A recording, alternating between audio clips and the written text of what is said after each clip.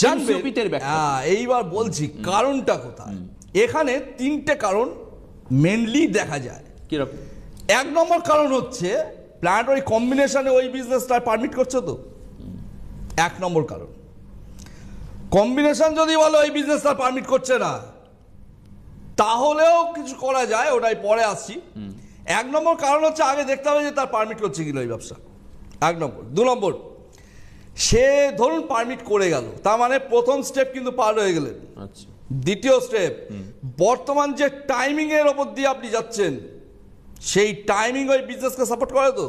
আচ্ছা, যেমন ধরুন বৃহস্পতির দশা চলছে, অত তিনি শুক্রের কারবার করেন, মানে ওই গ্ল্যামার আইটেমস টাইটেমস বিক্রি করেন, আচ্ছা। পারফিউমস কসমেটিক্স বিক্রি করেন। বৃহস্পতির দশায় কিন্তু ঝড় আসবে আপনার ব্যবসায়, এই লিখে রেখে দিন।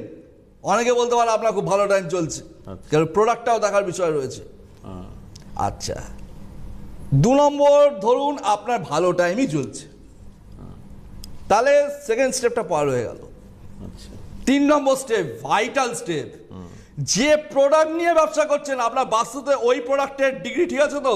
ও আচ্ছা, এই তিনটাই কারণ আছে, অন্য কোনো কারণ নেই। তার মানে- এইবার দেখা যাচ্ছে প্রোডাক্ট একদম আপনি এরা বললেন যে দুটো দোকানে সেল মারাত্মক, এটা হয় দেখবেন, কিন্তু বাকি জায়গায় সেল নেই। নেই, হ্যাঁ। কেন সেল নেই? জানেন ওই দুজনের এই তিনটে ফাংশনই কিন্তু পজিটিভ আছে। আচ্ছা, টাইমিংও ঠিক আছে, প্রোডাক্ট তার প্রোডাক্টও ঠিক আছে, আবার তার বাস্তু ওই ডিগ্রিও ঠিক আছে, মানে আন্দাজেই হলো ঠিক হয়ে গেছে। আমি দেখেছি এগুলো,